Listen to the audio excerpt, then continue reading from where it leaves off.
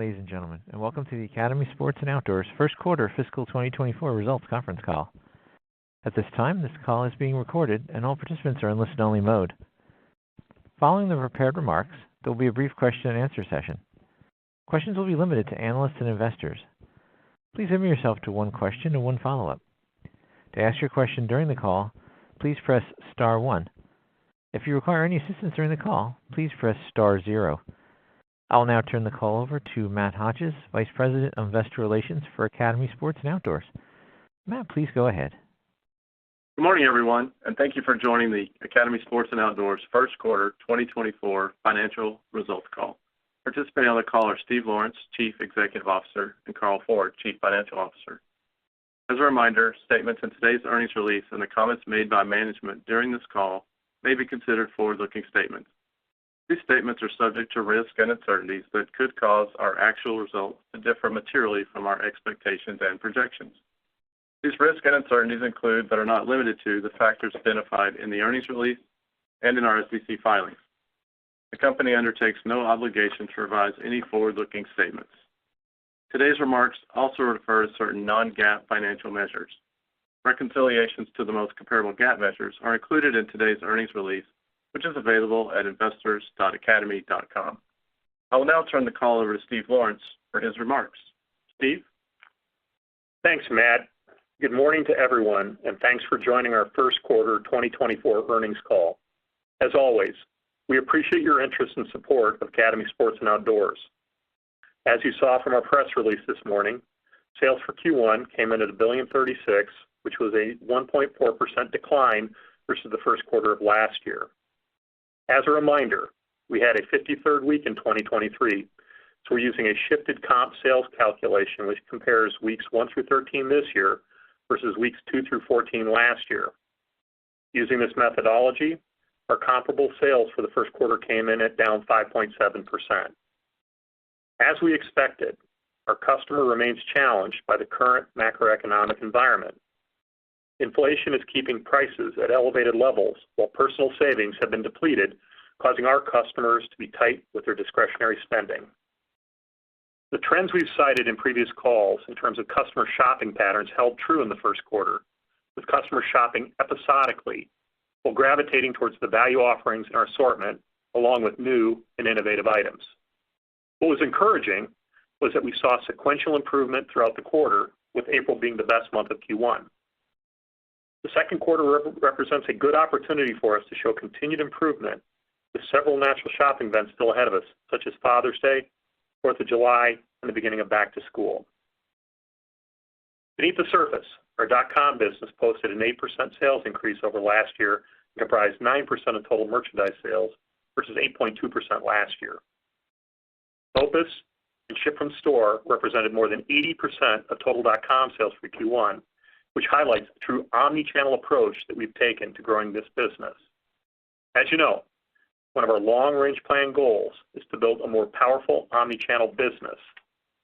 We are focused on engaging as many customers as possible across all of our channels because we know that an omni-channel shopper is our most valuable customer. They shop more frequently, they spend more per transaction, and are worth 3 to 4 times more in sales per year than a non-omni-channel customer. In terms of sales performance across our different divisions, the hard goods side of the business performed the best during the quarter on a non-shifted basis. Our strongest category within hard goods remains the outdoor division, which ran a 2% increase. Camping continues to run significant gains, driven by Stanley and Yeti. The strong field trend we saw in Q4 slowed down a little bit in Q1, but we expect this business to activate later in the year. The hunting and fishing categories remain key differentiators for us, and both businesses are in the best inventory position we've been in over the past 4 years, which sets us up well heading into the summer months for fishing and in the fall for hunting season.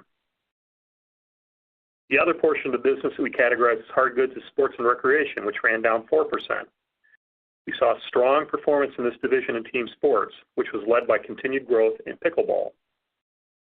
It also includes our outdoor cooking category, which has been a strong suit for us over the past couple of years, but had a challenging quarter, primarily driven by a crawfish shortage that suppressed sales across the entire Gulf region. We have seen this business rebound as we exited crawfish cooking season and people started preparing for summer outdoor grilling. To help capitalize on this, we also have a strong marketing plan for the summer to ensure we grow our market share. We offer the broadest and most holistic assortment in the marketplace across cooking types and surfaces, spices and rubs, accessories, and premium fuels, making it another key differentiator and traffic driver for Academy. The most challenged business in sports and recreation remains fitness, where we continue to see softness in cardio equipment. I'll talk about some plans to help improve this business a little bit later in my remarks. On the soft goods side of the business, footwear sales were down slightly at -1%, which was a solid improvement over our Q4 trend. Athletic footwear had the strongest performance for the quarter, driven by increases in performance running brands such as Nike, Brooks, and New Balance. Casual footwear was the second best performing category with strong sales in Birkenstocks, Crocs, and Skechers, driven by slip-ins.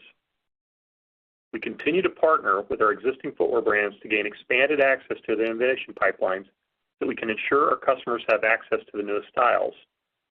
At the same time, we continue to work with relevant brands to gain access to items and categories that are not already part of our current assortment. Apparel sales were down 3% for the quarter. Within this division, our kids and outdoor apparel businesses were the top performers. We continue to see strong results from key national brands such as Nike, Carhartt, and Levi's, while also seeing solid growth in some of our newer private brands such as Freely and Row. Licensed apparel was the weakest segment of the business as we were lapping the release of the commemorative Astros World Series jerseys that launched last spring, along with the LSU Women's Basketball National Championship from last year. That being said, the majority of this business for us is done during the fall, and the team has done a lot of great work around editing the assortment to position us well for the kickoff to college and pro football later this year. From a profitability standpoint, our gross margin rate came in at 33.4% for the quarter, or a 40 basis point decline versus last year, primarily driven by an 80 basis point decline in merchandise margins.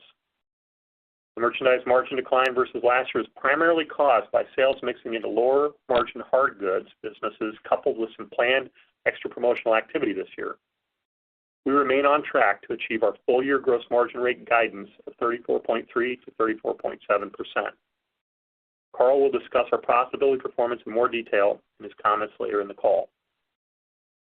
As we forecast sales out for the remainder of the year, we expect that our customer base will remain under pressure and continue to moderate their spending. To combat this, we're leaning into the shopping trends that the customers clearly demonstrated over the past year, while also focusing on our long-range plan initiatives.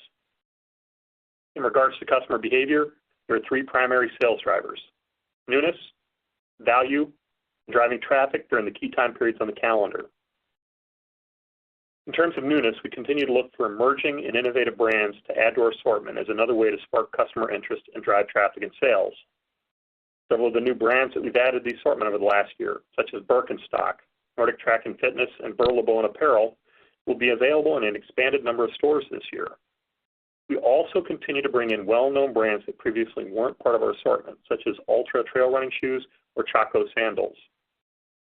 In order to highlight our value offering, another place we've added newness is in our private brand portfolio, where we recently launched McGregor Golf as a brick-and-mortar exclusive for Academy. Initially, we're leaning into golf balls and club sets, but similar to Redfield on the outdoor side of the business, we think there are category expansion opportunities down the road. The last way we're leveraging newness is to jumpstart sales in lagging categories. I mentioned earlier in my comments about the continued softness in the fitness business, and our plan is to lean into newness and innovation as a way to help spark this business. The first focus is to re-energize our cardio equipment assortment by capitalizing on emerging trends, while also leaning into value with items such as walking pads, which are essentially a simplified treadmill that works well for people who use standing desks or want a low-impact aerobic workout at home. Another addition is taking advantage of the CrossFit trend by being the first retailer to add Assault Fitness to our brick-and-mortar assortment. They're a digitally native brand that is well known and respected within the CrossFit community. Finally, within cardio, as I briefly mentioned earlier, we're expanding our Nordic Track assortment out to all doors with additional styles. Another growing fitness trend is focused on recovery, where we're expanding into cold therapy with offerings from Life Pro and Hyper Ice. Sports nutrition is the third leg of the stool, with several new brands launching in our stores, including Jocko and Podium. On the value front, We continue to ramp up our focus by distorting the products, brands, and categories. We have clearly defined everyday value leadership on key private and national brand items. You'll see these items heavily featured in marketing and prominently positioned and signed in our stores and on our website. While we remain firmly committed to our everyday pricing model, we will also use promotions on seasonal categories as a way to take advantage of customers' episodic shopping patterns and drive traffic during the key milestones in the calendar. As I mentioned earlier, we have several national shopping events on the calendar in the second quarter, including Memorial Day, Father's Day, 4th of July, and the kickoff to back to school and football season. We have a strong slate of promotions focused in this time period with an emphasis on key summer categories such as grilling, patio furniture, pools, and fishing to help ensure we win the driveway decision. We also have several initiatives that are incorporated into our long-range plan strategies, which we expect to start paying dividends as we progress through the year. Opening new stores remains the #1 growth driver for us. As we previously guided, in 2024, we plan to open up 15 to 17 new stores. During the quarter, we opened up 2 new stores, with the first one in Knightdale, North Carolina, which is right outside of Raleigh, and the second in Greenwood, Indiana, which is south of Indianapolis. We're excited that just a couple of weeks ago, we opened up our 3rd new store for this year in Zanesville, Ohio, expanding our presence from 18 to 19 states and our store count to 285. The remaining 12 to 14 stores will open up in the second half of the year with a good balance of locations between new and existing markets. During the first quarter, our 22 vintage of new stores ran positive comps. While the 2023 vintage is not currently in the comp base, they are tracking to higher year-one volume levels than that of the 22 vintage. Our expectation is that the 2024 stores will be even stronger. Our second core strategy is to grow our .com business to 15% penetration over the next 5 years. As I mentioned earlier, our sales in this channel are off to a strong start in Q1. This is the second consecutive quarter of positive comps for the .com business. Our core focuses on this front are to streamline and elevate the omni-channel shopping experience, offer expanded assortments online, and improve our fulfillment speed. One key capability that will go live as we head into the remainder of the year is the ability to offer same-day delivery for many of our products. We have partnered with DoorDash to help us deliver this new level of same-day fulfillment, and we'll launch this capability across our entire footprint as we head into back to school. Initially, customers will be able to order Academy products through the DoorDash app. The next phase will be to integrate this functionality into our site so that customers can choose same-day delivery as another fulfillment option. We believe that this added capability will help us reach new customers through the DoorDash app and drive incremental sales. This new service, coupled with our strong BOPUS offering, where we will focus on 1-hour fulfillment guarantee, helps further simplify our customer shopping experience and better enable them to have fun out there in all of their sports and outdoor activities. Another focus under this strategy is all the work that you've heard us speak to in prior calls around driving a deeper connection with our customer through the use of data and analytics. Over the summer, we plan to launch our first ever loyalty program, which will be branded as My Academy. To be clear, our Academy credit card will remain our primary loyalty tool, with 5% off every purchase being the cornerstone of the value proposition. That being said, we have many customers who don't either qualify for the card or choose not to apply. So we plan to expand how we engage with non-Academy credit card customers through My Academy. The goal is to reduce and or eliminate friction for our loyalists while also expanding their buying power by offering targeted offers and promotions. Key elements of My Academy will include a welcome offer of 10% off your next purchase of up to $200, free shipping on purchases over $25 versus $50 for people who aren't in the program, faster checkout for both online and in our app, insider access to personalized offers, deals, and products, and a birthday reward. Over time, as we test new features and benefits, our plan is to integrate the ones that resonate with our customers into this loyalty program. At this point, our plan is to have the program fully rolled out prior to back to school. Another one of our long-range plan initiatives is to leverage and scale our supply chain. The implementation of our new warehouse management system is one of several supply chain initiatives. We should see increased productivity and service levels out of our Georgia distribution center as we move forward now that it has gone live. Our management team has collectively been through many of these transitions at other companies, and we are all pleased at how smoothly the changeover to the new WMS has gone. As a reminder, the implementation and rollout of the system is foundational to us achieving our new store growth targets that we outlined in our long-range plan. This is the first of our 3 DCs that we will be converting over to the Manhattan WMS.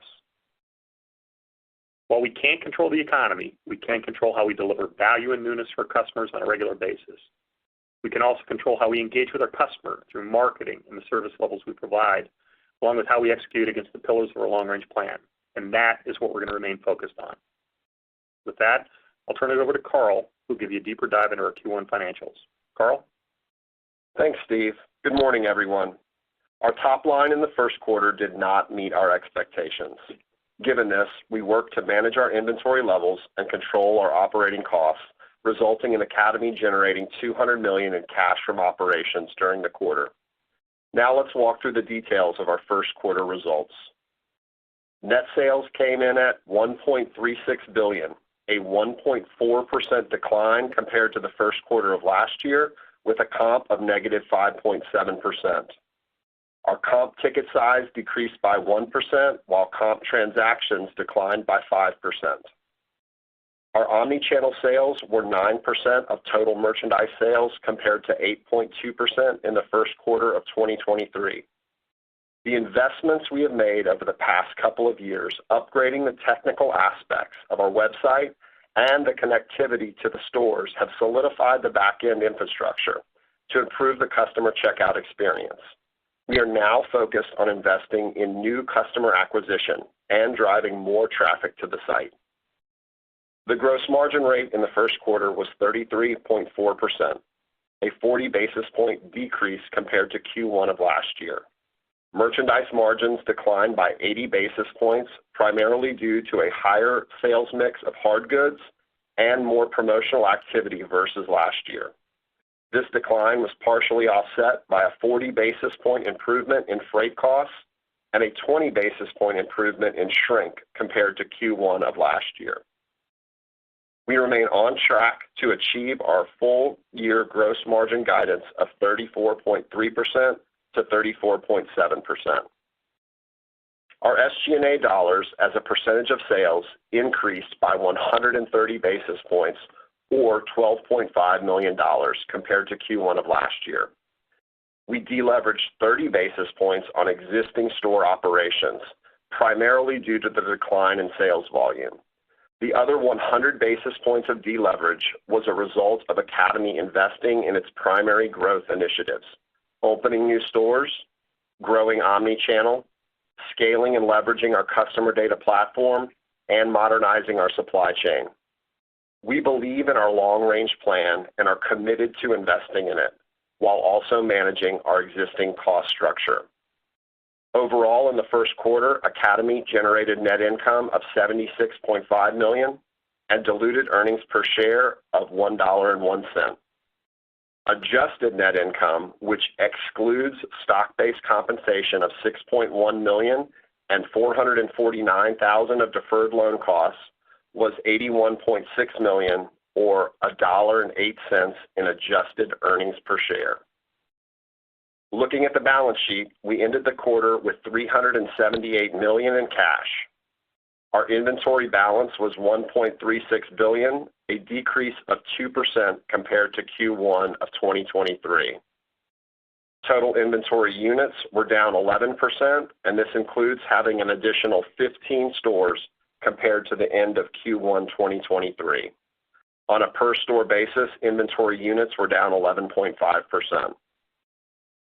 In terms of capital allocation, we continue to execute a balanced capital allocation strategy focused on our 3 priorities. 1, maintaining adequate liquidity for financial stability. 2, self-funding our growth initiatives. And 3, increasing shareholder return through share repurchases and dividends. In Q1, we generated approximately $200 million of cash from operations. We invested $32 million in our growth initiatives, repurchased $124 million worth of shares, or 2.7% of the total outstanding shares of the company, and paid out $8 million in dividends. We are investing in future growth as well as shareholder value. Particularly, when it is discounted relative to the company's long-term growth potential. Academy had $574 million remaining on its share repurchase authorization at the end of Q1. Lastly, a couple of other notes from the quarter. We amended and extended our $1 billion credit facility through March of 2029, and the board recently approved a dividend of 11 cents per share payable on July 18, 2024, to stockholders of record as of June 20, 2024. Turning to guidance, we expect the economic environment to remain challenging. Therefore, we will continue to efficiently run the business while also making investments to support our long-term strategic opportunities. We are reiterating our previous sales and net income guidance for fiscal 2024, while updating our EPS forecast to reflect the shares repurchased in the first quarter. Net sales are still expected to range from $6.07 billion to $6.35 billion, with comparable sales of -4% to +1%. Our gross margin rate is still expected to range from 34.3% to 34.7%, and GAAP net income between $455 million and $530 million. GAAP diluted earnings are now expected to range from $6.05 per share to $7.05 per share, based on a revised share count of approximately 75 million diluted weighted average shares outstanding for the full year. This amount does not include any potential future repurchase activity. SG&A expenses are still expected to be approximately 100 basis points higher than in 2023. As a reminder, SG&A includes stock-based compensation expense of $30 million, or approximately 30 cents of earnings per share. We also remain confident in the strength of our cash flows and still expect to generate between $290 million and $375 million of free cash flow, including $225 million to $275 million of capital expenditures. With that, we will now open it up for questions. Thank you. The company will now open the call for your questions. To ask your question, please press star one. We'll pause for a minute to wait for the queue to fill. Thank you.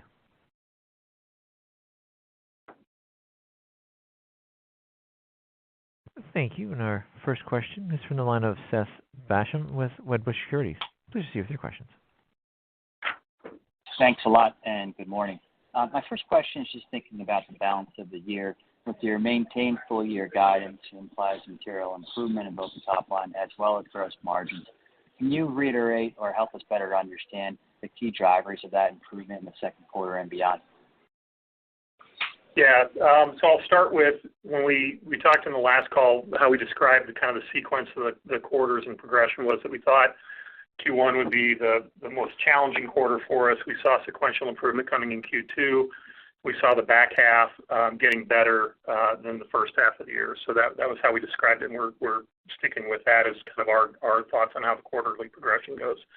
In terms of things that we have within our control that we're using to try to drive the business and start moving the needle, obviously we talked about the customer behavior, right? We said the customers clearly demonstrated over the past years a focus on value, newness, and episodic shopping around those key moments on the calendar. And so we really aligned our assortments, our marketing, and all of our promotions around that. So you'll see very aggressive pushes for us across all fronts during those key time periods on the calendar, such as Father's Day, 4th of July, back to school, and holiday. And then I think you'll see us pull back a little bit from promotions on the gas within.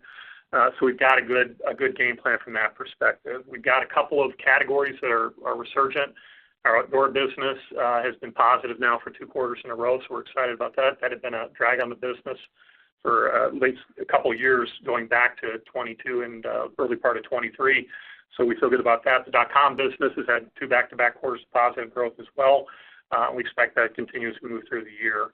As we get deeper in the year, some of the other initiatives start to kick in. Obviously, we talked about the 22 vintage of new stores running a positive comp for first quarter. We expect those to continue to positive comp for us. And then as the 23 vintages start feeding into the comps, we would believe that those would also inflect to positive. And then we start opening up our 24 stores. We only have 3 stores so far we opened up. We guided 15 to 17, so the back end of the year is where most of those stores are going to open up and start contributing, so that's another driver for us.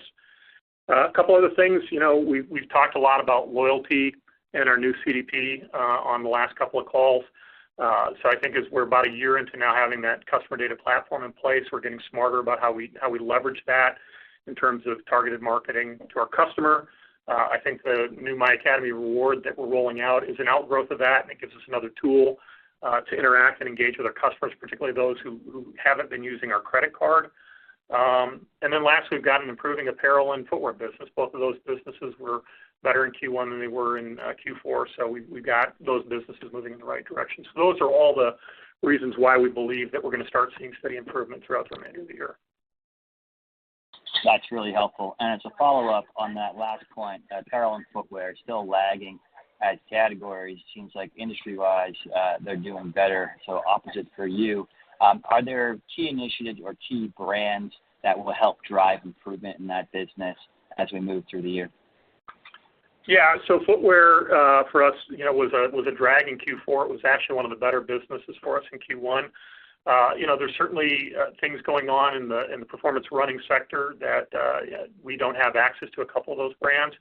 That being said, we're working with our core suppliers, the Nikes, the New Balances, the Adidas of the world, to continue to get expanded access to premium footwear there. We're also working with our other brands where, one of the things that's good about our business is it's not just active footwear, right? We have a work boot business. We have a casual shoe business. We're working with brands like Skechers to really drive the slip-in piece of it, working with our work boot vendors to drive that piece of it. And then we continue to add new brands, such as Birkenstock, which has only been in the store about a year. We've expanded the presentation of that now into more doors. We just added ultra trail running shoes for Q1, as well as Chaco sandals. So it's a mixture of working with our existing brands to get access to things that we currently haven't had access to, layering on new brands and expanding new brands rapidly as they prove successful. And that's how we're going to drive growth in footwear. Thank you. Our next questions are from the line of Justin Kleber with Baird. Let's just see with your questions. Hey, good morning, everyone. Thanks for taking the questions. Steve, you mentioned the positive comp in new stores. I was hoping you could expand on that a bit. How did the 22 vintage comp in aggregate, how does that compare to what you would anticipate from normal maturation? Just trying to understand, the comp benefit from new store maturation versus how your mature stores are performing. Yeah, I would say it was in line with how we modeled it based off of, if you remember, we talked a little bit about how when we initially came forward with our forecast, we were kind of looking at stores that had some influence from the pandemic. So we went back and looked at stores in the 14, 15, 16 vintages to kind of get a sense of what year 2 would look like. And that's how we modeled it. So I would say that they were in the, mid-single digits from a comp, mid to low single digits from a comp perspective. It was significantly better than the remainder of the stores. So we definitely saw an inflection there. Our expectation would be that as the 23 vintages start to mature and feed in, we'd see similar behavior. As a reminder, the 22 vintage was somewhat opportunistic. We tested a lot of different things. We applied those tests to the 23 vintage. And as we've been tracking them, they're tracking to a higher year 1 volume than the 22 vintage did. And our expectation is we'll see the same thing with the 24 vintage. So this is something that's going to take a while to build. It's a little bit of that flywheel as we're trying to get it going. It's encouraging to see the 22 vintages, perform much better than the rest of the chain. And as we get more of these vintages, 23 and 24 feeding into that, I think it's just going to help accelerate our comps. That's helpful. Thanks. And then maybe a question for Carl, just on gross margin. Curious how 1Q came in relative to your expectations, and if you could just help us bridge the gap between the 1Q gross margin rate to the full year guide. I know 2Q, 3Q historically have higher margin rate quarters, but just how you envision merch margins evolving over the balance of the year, and what's your assumptions for freight within the full year guide? Thanks. Yeah, so last year came in at 34.3 gross margin. We guided to 34.3 to 34.7. So on the high side, 40 basis points of growth. Where we thought that would come from would be two real places. One would be on distribution center operations. Steve mentioned that we went live with the Manhattan Active product in our Twiggs County or Georgia distribution center, which is our least productive. We're happy with what we're seeing coming out of there in terms of productivity, and so we think that getting out of the quarter of implementation, if you will, that there's upside potential associated with DC operations. Second would be around merchandise margins, call it 20 basis points of upside potential associated with that. Our inventories are pretty clean, guys. We're proud of how we manage inventory. We're proud of how we manage promotions. We're clean inventory balance, don't need to promote into things to clear it. What we would promote is on those key traffic driving time periods where we want to incentivize the customer to come in. As it relates specifically to Q1, a gross margin was down 40 basis points. That was 80 basis points of merch margin decline, 40 basis points of freight improvement year over year, and 20 basis points of shrink improvement. I would really expect shrink to be flat for the year over year. I think we've got opportunity areas, and we're focused on it. Coming out of the gate, 20 basis points better than last year on the inventories that we did. I'm pleased with it, but I would tell you to think about it as a flat opportunity. And then freight overall, I think it'll generally be flat for the year within our guidance. We'll have some pressure associated with import. We've got opportunities on the outbound side from a DC to store standpoint. I think those will generally be flat. The two upside potentials are DC operations and merch margin. Yeah, I would jump in and just say that the merch margin coming in a little lower than last year, I think was really affected two things. First, we talked about how outdoor performed better within the quarter, and that certainly has a lower margin profile, so that mixes us down a little bit. Then I'd also say that, we're talking about the customers being under pressure and they're gravitating towards value. Early in the season, one of the number one ways we deliver value is clearance, and so we certainly saw a higher take rate on some of the clearance promotions that we ran early in the season with the customer gravitating towards those. That being said, I think we've got a solid plan and visibility of the gross margin, and we think merch margins over the course of the year be roughly flattish is how we're thinking about it. All right, guys. Thanks for all the color. Best of luck. No problem. Thank you. Our next question is from the line of Michael Lasser with UBS. Please proceed with your questions. Good morning. Thank you so much for taking my question. So it sounds like the consumer has been responding to some of the promotional activity and discounting that the Academy's been doing. How aggressive is the Academy willing to be with its gross margin in order to drive sales, given what's happening in this environment? Yeah, so Michael, I think what we shared with you in the past, and I think it's held true candidly in terms of the behavior we've seen in the first quarter, in periods where there's not a reason for the customer to shop, promoting aggressively has not really driven incremental traffic. It's just basically been an AUR erosion. And so what our game plan has been and will remain is we know that the customer's coming out and shopping during those key moments on the calendar. So we've got a couple of the big ones ahead of us. I mean, we really activate over the summer, as you well know. And as we get into Father's Day, which is, one of the larger weeks of the year for us, and 4th of July and back to school, we have promotions lined up and will be more promotional than last year. That being said, it's anticipated in our gross margin forecast. We pull back on kind of the gaps in between when the customer isn't showing as much willingness to shop based off the discounts. We've got it modeled in there, but you're going to see us be promotional during those key time periods and then pull back on the gaps in between. And that's worked for us over the past, 6 to 12 months, and you're going to see us lean more into that. My follow-up question is on the momentum you talked about in April. Has that continued into the current quarter?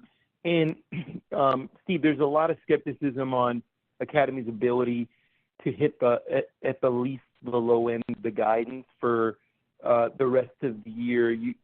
What's implied in that is that comps do make a meaningful improvement. You outlined several factors that you think will drive the improvement. If you don't see that improvement, what actions are you going to take in order to preserve the profitability and manage the business? Thank you.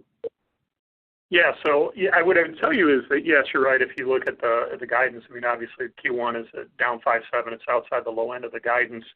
So it does imply that we see improvement as we move forward. The thing I'll point out is, we really haven't had any of those major kind of customer shopping moments on the calendar in Q1.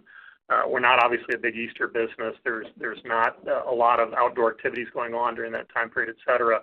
So really our sweet spot, and we've described this, I think, in a lot of different venues, is that kind of Memorial Day through back to school time period. That 13-week period is a very big time period for us. That's where we've lined up a lot of our marketing initiatives. That's where we've lined up a lot of our promotions. That's why we're launching, a lot of new capabilities such as our new loyalty program, same-day delivery with DoorDash, things like that around that time period to really take advantage of it. So our belief is we're going to see that inflection during that time period. Back to the start of your question, I would tell you that the start of May was a little softer than we wanted. I think it's been pretty well documented that we had some pretty tough weather in a lot of our geographies with a lot of stores shut down for periods of time. That being said, when we got to Memorial Day and we got to some clean kind of weather, we actually saw Memorial Day behave as we thought it should, and we were pretty happy with how Memorial Day inflected. That being said, we got a lot of volume still out of us. This is a big week for us. 4th of July is a big week for us, and obviously back to school is a big week for us. So we're going to lean into those things, and then after we get through those time periods, we're going to assess where we're at and call audibles based off of what we're reading in the business from that point forward. Thank you very much, and good luck. Thanks, Michael. Our next questions are from the line of Simeon Gutman with Morgan Stanley. Please proceed with your questions. Good morning, everyone. My first question is on new stores. Can you talk about like the newness in terms of you said new vintages are comping positive. Does that include all stores? And then can you assess why the 24 class or the 23 class, is comping well ahead or at higher levels? Like, how do you diagnose that? And is there any cannibalization happening across neighboring stores? So first off, I want to be clear, when we're talking about new stores comping positive, the only ones we're referencing right now are the 22 vintages, because the 23 vintage, candidly, most of them open up in the back half of the year, so they haven't even lapped themselves yet. So we're pleased that the 22 vintage, which are the first vintage feeding into comps, are comping positive. What we've commented on is we've seen the 23 vintages start off to a higher year one volume trajectory than the year two vintage. And we would attribute that to the fact that we took a lot of the learnings from the 22 vintage and applied them to the 23 vintage in terms of how we grand opened and ran the marketing cadence, a longer period up front of seeding those stores, a longer sustainment time period, those kind of things, better localized merchandising, better staffing model. So we just took the learnings, applied to them, and we're seeing the payoff on that, and our anticipation is the 24 is going to be off to as good a start. We've had 3 stores we've opened up this year. One of the things we're really pleased with is 2 of them, I think I called out in the comments, Knightdale, North Carolina, and Zanesville, which are, I would characterize as not in our current footprint. Those are relatively new markets for us, are both doing very well. So I think it's taking some of those learnings we've had as we've gone to new markets and applying those to getting them off to a good start. And our belief is that the 24 vintage is going to be off to a higher year one volume than the 23 vintages. Okay, and a follow-up regarding the cadence for the rest of the year. You said the customers being more discerning, and you talked about promotion, and then you have more newness and activities, I guess, initiatives as it goes on. So the question is, how do you balance the more discerning, maybe more value-oriented customer with the slope now that's implied for the rest of the year to drive the events or to drive the comp? So I would say a couple things. You're going to see us lean into value a couple of different ways. First, we view ourselves as an everyday value price retailer. About 75% of what we sell is at regular price, right? We've got great everyday value on our private label. We've got everyday value in a lot of our national brand offerings. And, sometimes we're not sure we're being as overt as we should about that. So you're going to see us really lean into that from a marketing message. You're going to see us sign it more aggressively in stores. You're going to see it more prominently featured in our website. in our marketing. So you're gonna see it across every touch point. At the same time, we also use promotions strategically during those key moments on the calendar, like a Father's Day, like a back to school, to drive traffic. And so during those time periods, we're going to have more broader-based promotions and somewhat deeper promotions in certain key categories to drive traffic and win the driveway decision. And of course, we've got that modeled into our margin. One of the things that's really been helpful with the new customer data platform that we have is we can start seeing customer behavior. So we know within our customers who the more value-based customer is, and we're targeting a lot of that marketing towards that customer. Conversely, we also have a customer who we can tell is more triggered by or activated by newness. And so we're using our CDP to really target them with more of the new offerings and some of the new brands that we're launching. So that's really how we're going about it, using the CDP as a way to kind of target those messaging and making sure we've got good fuel from a promotional perspective or a newness perspective to send to those customers based off of what they're gravitating towards. Thank you. Good luck. Thank you. Our next questions are from the line of Christopher Horvers with J.P. Morgan. Please proceed with your questions.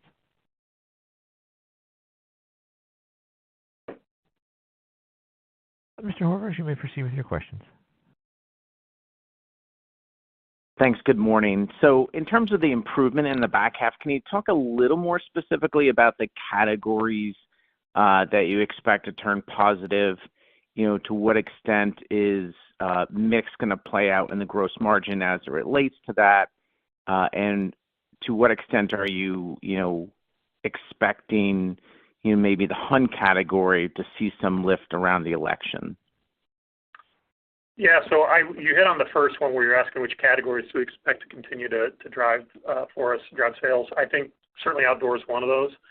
It's lapped itself in terms of some really tough comps, and it's been now 2 quarters of a pretty good performance. We'd expect that to continue through the year. I think that would be broad-based. One of the things on the call we called out was the camping category, really fueled by Stanley and Yeti. We think that's going to continue through. We also expect that the hunt business will be good as we turn the quarter into hunting, and we expect fishing to be good over the summer. So I think all those categories should continue to be drivers for us. The impact of the election on it, hard to tell at this point in time. We really haven't modeled a ton of activity off of that. We don't know when we go back and look at election years that we see that business activate around those time periods, but we're not really banking on that. If it happens, that would certainly be a positive.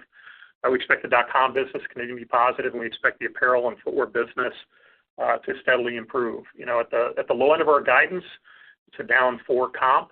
That imply the customer remains under pressure and doesn't really improve in terms of how they're shopping, and us leaning into our activities and focuses from a newness value experience perspective, kind of get us to the low end of the guidance. If we can see some inflection from the hunting category based off election, and we can see some of the newness and value offerings really kick in from an apparel footwear perspective, and those flip to positive, that's how we get to the high end of our guidance. So that's why we didn't narrow the range at this point in time. We're only 25% of the way through the year. We think we still have a lot of outcomes ahead of us that are undetermined.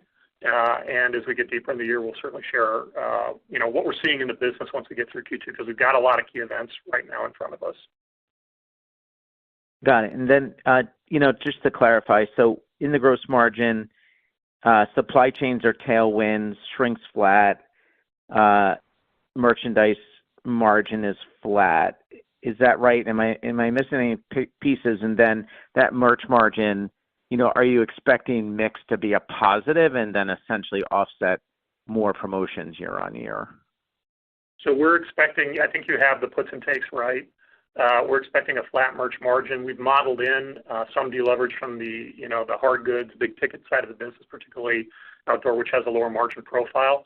But we expect that, certainly the footwear and apparel margins are going to be strong as we progress through the year. Got it. Thanks very much. Thank you. The next questions are from the line of Kate McShane with Goldman Sachs. Please proceed with your questions. Hi, good morning. Thanks for taking our question. Our first question was just on the My Academy loyalty program. I just wondered if you could give us a little bit more detail on the timing of the rollout of that, and is the guidance capturing any kind of upside potential from that or any kind of margin implications as a result of the promotions and offerings that go along with it? Sure. Good morning, Kate. So I'd start with, from a timing perspective, it's going to roll out over the summer. We want to have it in place prior to back to school. As you know, our back to school starts a little earlier, so it starts kind of at the tail end of July. So I'd expect we'll have it fully rolled out to all stores by the first or second week of July. Really, the goal is we have a pretty powerful loyalty program right now with our credit card. That being said, we have several customers who either A, don't want another credit card, or B, maybe in some cases don't qualify for the credit card. And so we wanted to offer them a lot of the same sort of values. And so we talked about on the call, that's initial sign-up discount of 10% of up to $200. That's free shipping over $25. That's targeted discounts. So all those things that are kind of endemic to a lot of loyalty programs we're going to have. The only thing you don't get with My Academy that you do get with the credit card primarily is the 5% off every day. We certainly believe that's going to be a sales driver for us. We have that modeled in as part of our improvement. That's one of the ways we see, getting from the negative 5.7 we had in Q1 to our guidance range of down 4 to up 1. From a margin erosion perspective, we've repurposed other discounts that we've been running towards this. So it's not really, from our perspective, going to be initially gross margin accretive because we've offset other promotions to fund it. And certainly over time, we're going to test, how targeted offers work. And if certain offers resonate more than others, we might add those into, hard benefits that will run going forward. But we started off a little light, and our goal would be to add to this over time as we test our way into offers that the customer responds to. Thank you. And our second question just was around your comment around some of the key brands that you aren't currently carrying in footwear. How much do you think this specifically is challenging traffic to the store? Well, we certainly pay a lot of attention to market share data and what's going on. The brands we've been most questioned about, on this call last time and certainly in other calls has been around Hoka and On. And if you look at those two brands, they've more than tripled their market share over the past 2 years. So I think it's a meaningful driver out there for running footwear. And, not having it, I think it's certainly something that we would love to have as part of our assortment so it could help drive traffic for us. That being said, we're not sitting around waiting for them to open us up. We certainly are having dialogues with them and believe at some point we'll get access to that. But it's all the work we're doing with our existing brands to get access to things we currently don't have access to that are more premium for them. It's adding in new brands that help us complement our assortment. It's all those things that we're going to be focused on while we also simultaneously work with those brands we don't have to gain access to them. Thank you. Our next questions are from the line of Robbie Ohmes with Bank of America. Please proceed with your questions. Oh, hey, thanks for taking my question. Maybe for Carl, just on the store opening cadence for the year, anything you can tell us about how that may or may not pressure certain quarters, pre-opening expense, just timing of store openings being back half weighted? Yeah, so the balance of our stores that we're going to open are going to be in the second half of the year. As you think about pre-opening costs, we really modeled those into the 100 basis points of deleverage that we put in the SG&A guide. So that's really what's driving the year-over-year deleverage is our investments into new stores, and we like the way that they're starting off. We like the way that they're comping once they get past that 14th month, and we think this is a big driver for the long-range plan. So we're going to continue to do that. It will deleverage us. Our average store did $22 million in sales volume last year, and these new stores were guiding 12 to 16 million in year one. So there's deleverage associated with it, but that's what's essentially baked into the 100 basis points of deleverage that's embedded within our guidance. Gotcha. And then can you walk us through the economics of the DoorDash deal? Is that very favorable to you guys? How is that structured? Can't obviously divulge all the details of it, obviously, from a contractual perspective, but basically they have a couple of different ways they model it. In the initial phase for us, the way it works is the customer can shop through the DoorDash app, and find, Academy product, the door dasher will actually physically come into the store, find the product, purchase it, and then we pay a commission after the fact on that. Over time, we see this probably going to a model where it looks more like a BOPUS order for us, where we pick the goods and deliver it to the DoorDash person outside. That has a slightly different, rate associated with it. And then longer term, the goal would be to integrate it, as we talked about in the call, into our website, so you can pick that as an option. One of the things that is we've been studying the customer behavior and seeing what they're reacting to, what they're not reacting to. Time is one of those things. They're voting for convenience, and us not having this as an option. I mean, we had BOPUS where you could pick it up, but think about the use case where the customer's at the field and they forgot the pair of cleats or the mouth guard, and they want to have it delivered to them while they're at the tournament. We can now do that. We couldn't do that before. When we looked at the customer overlap between their file and our file, it's mostly accretive. There's not a lot of overlap there. And so for all those reasons, we've decided to add this capability. We think it's going to be a nice add for us. Of course, DoorDash makes the delivery fee that's embedded in their fee structure. But like I said, we're pretty happy with it so far. It's really early days as we roll it out, and we think it's going to help us reach a customer we haven't been reaching before. Robbie, the only thing that I would add to that is obviously somebody's not going to DoorDash a gun safe or a kayak or some of these bigger ticket items that tended to be lower in margin rate. So there is a royalty and commission associated with it, but the margin profile of the goods being sold should be elevated based off our holistic product assortment. Got it. Thank you. Our next question is from the line of Greg Melich with Evercore ISI. Please proceed with your questions.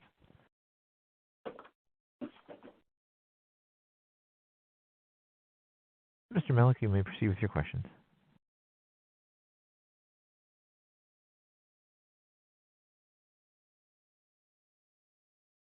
Mr. Melich, perhaps your line is muted. Let's move to the next one, Rob. Thank you. Yes, the next question will be coming from the line of Anthony Chukumba with Loop Capital Markets. Please proceed with your questions. Good morning. Thank you so much for taking my question.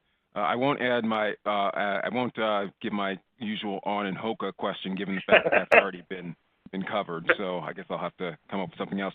I guess my question is just on the competitive promotional environment. I mean, you've been talking now for a while about the fact that you're not promoting much, if at all, between big sale events, which makes a lot of sense. What are you seeing from your competitors? I mean, are they doing a similar thing in terms of the timing of their promotions? And how would you just sort of compare, maybe just year over year or maybe now versus pre-pandemic, just, kind of the overall competitive promotional environment? Thank you. Yeah, so I would characterize it similar to how we've talked about in previous quarters. I mean, it's certainly not back to where it was pre-pandemic. It seems that each year it's getting a little more promotional. As I mentioned earlier, we don't have a ton of big events for us in the first quarter of the year. We really start hitting that time period right around now: Memorial Day, Father's Day, 4th of July, back to school. Early read so far is that it seems like it's a little more promotional last year, but certainly not crazy, not irrational. It feels like people are promoting the categories you'd expect them to promote right now. A lot of the summer categories: grilling, pool, things like that. So I would characterize it as still very rational. And candidly, I would say Q1, it wasn't terribly promotional outside of the clearance cycle that I think everybody went through. Got it. And then just one quick follow-up. You mentioned that your shrink was down 20 basis points year over year. Is there anything in particular that was driving that, and do you expect continued shrink improvement over the remainder of the year? Thanks. Yeah, so shrink was, just to be clear, shrink was up last year, and so being 20 basis points off of 20 basis points better than being up year over year is better. The things that we're doing is we've deployed some technology solutions around license plate readers or dwell sensors, things that are in store that kind of give us a heads up on when something's not going well. In certain cases where the product has been stolen and is not available for sale, we're doing precautions like locking up product and putting a customer service button right there to help the customer. We partner closely with local law enforcement, and we keep a beat on this over all the cycle counts, and physical inventories throughout the year. The things that are driving it, I think theft is still up across the market. I think this is a big retail issue. I think we're taking issues to correct it, but and address it. But it's not like it's suddenly dropped off of a cliff. I would tell you that the Manhattan system within the distribution center space is a lot more methodical than our previous warehouse management system, and we do carry a fair amount of inventory in our distribution centers, and so accounting for that correctly, that was a little bit of a source of goodness over year. But 20 basis points, we're probably halfway through our physical inventories for the year now. We feel like we've got a beat on where it's going. We're happy with 20 basis points, but I would guide you to flat for the year. Got it. Good luck with the remainder of the year. Thanks, Anthony. Our next questions are from the line of John Kernan with TD Cowen. Please proceed with your questions. Good morning. Thanks for taking my question.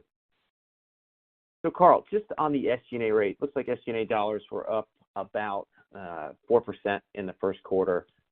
How should we think about SG&A dollars and rate into the back half of the year and in the different scenarios of comps that you laid out?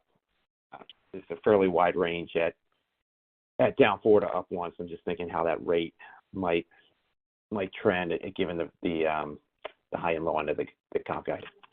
Yeah, it's a good question, and it's one that I'm kind of proud of the team on. So SG&A dollars quarter over quarter are up $12.5 million or 130 basis points. And this is for Q1. As it relates to $12.5 million, more than all of that was associated with the investment in new stores primarily, but also some technology solutions around the customer database platform, e-com user experience, and now the go live of the WMS system. So that's what's driving more than all of the dollars and almost all of the leverage. I think we deleveraged pretty modestly on the negative comp base, the negative 5.7%. And what that shows is a responsiveness by the team. We understand how to pull levers inside the quarter, and we're very responsive to what we're going to do and not do and how that plays out. I would tell you, customer satisfaction's never been higher. The polls that we get, the overall satisfaction of the customer. So we think, we're flexing with things that the customer still perceives that they're really getting good service. As it relates to the balance of the year, what's really in the full year guide, 100 basis points is how I would counsel you on the high and the low. If we hit the low, there'll be some more give back associated with incentive comp and things of that nature. And on the high, we flex pretty well. But as it relates to controlling promotions, controlling inventory, and controlling the expense profile of the company, the team is really united here. What we are investing in is these new stores, and then we're offsetting internally in a way that the customer is not displeased with. That's helpful, Carl. Steve, just on the merchandising front, I think footwear has been a big driver of one of your biggest peers' comps recently. What are you doing in terms of working with the vendors, working with the in-store presentation within footwear? Because it's a category that obviously has a lot of momentum right now. And it's not all just with On and Hoka. I mean, you have a big Nike business and New Balance and others. So just what are you doing in terms of allocations as we get into the back half of the year? Yeah, no, that's a good question. So, we continue to work with our existing partners. Certainly Nike is our biggest vendor in the store. It's our largest vendor in footwear, and working with them to get access to better footwear. So example, 270s was in a limited door count last year. It's going to be in over 150 doors this year. We've done an elevated presentation for it in our store. We're working with them on other footwear as we move forward to get access to that. Same conversations, candidly, with New Balance and Adidas as well. But the thing that I want to also make sure that I land the point is athletic is a big chunk of our business, but it's winning in the other categories too. Like I said, we do a big work boot business. We do a big seasonal footwear business. We do a big casual business. So leaning into things like Birkenstock, which is in an expanded door count for us this year, taking a brand last year like Koolaburra by UGG that we had in a very limited door count and expanding that out more broadly this fall. I think there are a lot of ways for us to win in footwear. The team is really working broadly with a broad base of vendors to make sure we can do that. And I'm optimistic about our opportunities in footwear as we move forward with all the newness that we're driving there. That's great. Thank you. Thank you. At this time, we have time for one final question, which will be coming from the line of John Heinbockel with Guggenheim. Please proceed with your questions. Hey, Steve. Two maybe related questions, right? We've talked a lot about driving business in the episodic periods, but in the periods in between, right, when you think about using CDP to go after heavy users, rather whether it's fishing or outdoor cooking, what do you see as that opportunity in those periods? And then during the promotional periods, are you getting a better sense of promotional elasticity by customer, right, such that your promotions are more effective than they were a year or two ago?